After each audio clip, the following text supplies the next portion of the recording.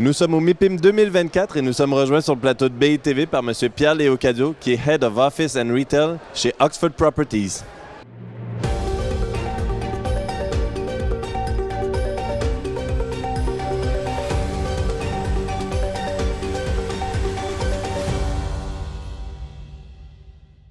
Pierre-Léo Cadio, merci d'être avec nous sur le plateau de BITV. Merci. Le MIPIM 2024 commence à tirer à sa fin. Techniquement, il y a encore une journée demain, mais beaucoup d'investisseurs, je crois, vont prendre le premier train demain matin. Alors que, justement, on commence à penser à un récap de cette édition 2024. Quelles observations vous avez sur, justement, le sentiment des investisseurs à Cannes cette année? Le sentiment que j'en ai, c'est clairement il y a une volonté de faire de la part des investisseurs, des conseils, des banques. Donc il y a une vraie volonté de faire. Des interrogations encore sur le marché, clairement sur la tendance sur les taux d'intérêt, la tendance sur les positions des banques centrales, la tendance sur les valeurs. Donc de vraies interrogations sur la dynamique de marché. Donc je pense qu'il y a des réflexions et des analyses de marché qui peuvent différer selon les investisseurs.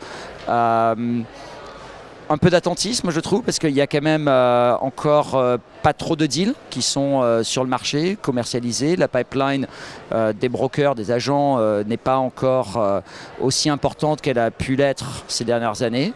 Mais voilà, ce que j'en tire, c'est une vraie volonté de faire, une volonté d'analyser le marché, d'analyser les opportunités. Donc je m'attends à une deuxième partie d'année sûrement plus chargée que la première partie, puisque clairement, comme je le disais, voilà, la pipeline est encore assez fine. Donc je ne pense pas qu'on puisse anticiper de nombreux deals importants, en tout cas avant l'été, mais je pense que ça va bouger en deuxième partie d'année et lorsqu'on va rentrer en 2025. D'accord.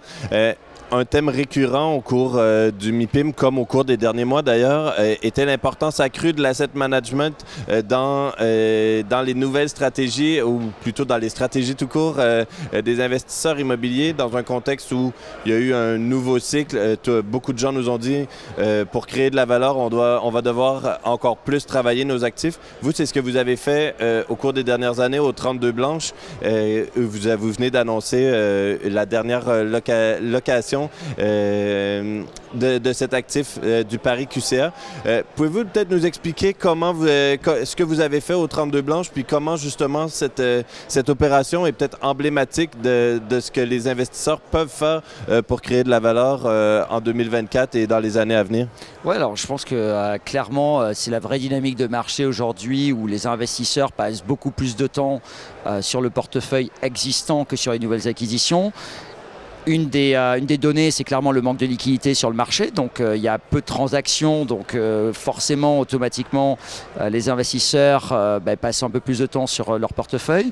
Je pense qu'il y a également les drivers des coûts de la dette, également les coûts de CAPEX ou les coûts de construction qui ont pu augmenter. Donc il y a des choix qui doivent être faits dès maintenant par les investisseurs sur la manière dont ils vont gérer et créer de la valeur sur leur portefeuille et sur quel actif ils veulent investir et sur quel actif au contraire ils veulent désinvestir dans le futur. Donc ça c'est clair, c'est une vraie dynamique de marché. Nous, chez Oxford Properties, c'est vrai qu'on s'est toujours présenté comme un investisseur mais également un asset manager et un développeur. Donc ça a vraiment toujours été dans notre ADN de bien évidemment investir, de sélectionner les bons produits à l'acquisition, mais par la suite de travailler ces produits-là pour aller créer de la valeur, que ce soit sur un repositionnement, une relocation. Donc le 32 Blanches que tu évoques, c'est clairement un actif qui coche toutes ces cases-là, puisque c'est un actif qu'on a acheté en 2014 avec à l'époque une vision très positive du quartier du 9e arrondissement de Paris, où on voyait une vraie dynamique, notamment de l'industrie de la tech qui souhaitait se positionner sur les bureaux dans ce secteur-là. Donc on aimait beaucoup la dynamique. On a bénéficié d'un revenu locatif qui était sécurisé au moment où on a fait l'acquisition. On a bénéficié d'un financement qui était relativement intéressant à l'époque aussi pour avoir justement un bon revenu locatif. Et à la fin, justement à l'échéance des baux et en amont de l'échéance des baux, on a travaillé avec les locataires sur quel était le produit de demain. Donc on a travaillé avec nos équipes d'asset management, avec les locataires en place, mais également avec les différents conseils du marché pour pouvoir justement pour reconcevoir un petit peu ce beau produit qui était le 32 Blanche. Donc on a fait un programme de CAPEX, on a reloué des espaces à 2 locataires qui étaient existants, Criteo et Mutuelle Intériale, et on a su faire venir de nouveaux locataires dans cet immeuble. Et aujourd'hui, donc le 32 Blanche est clairement un quartier d'affaires, un centre d'affaires avec plusieurs locataires et clairement une vraie belle dynamique aujourd'hui au niveau de l'immeuble avec des services qui ont été ajoutés et des utilisateurs qui sont extrêmement contents des services qui ont pu être amenés sur cet immeuble. Et pour nous, c'est vraiment... On est très fiers de cet immeuble parce qu'on a démontré justement toute notre valeur ajoutée sur cet immeuble, que ce soit à l'acquisition, à l'asset management.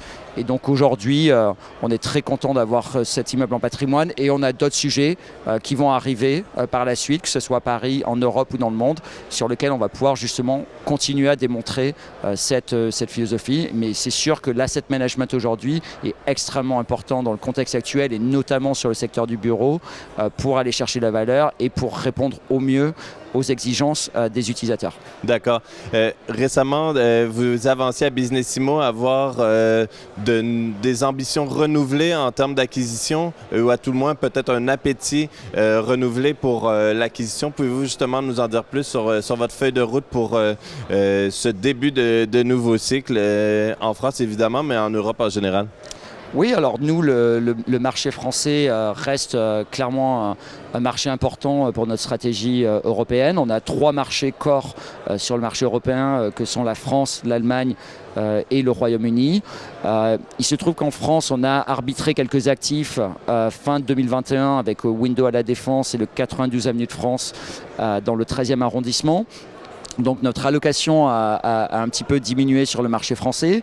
On a retravaillé le 32 Blanche comme je l'évoquais, mais c'est sûr qu'aujourd'hui, dans le contexte de marché actuel, avec notre connaissance maintenant du marché parisien, avec notre équipe d'asset management, on a vraiment de vraies ambitions sur ce marché-là. On a une vraie connaissance du marché, on a des vraies relations avec les conseils, les banques et les utilisateurs. Et donc on souhaite capitaliser sur les prochaines années et on pense que justement le marché va pouvoir offrir des opportunités aux acteurs qui sont présents sur place et nous c'est notre cas et donc on va vouloir accélérer bien évidemment nos investissements en France au cours des prochaines années.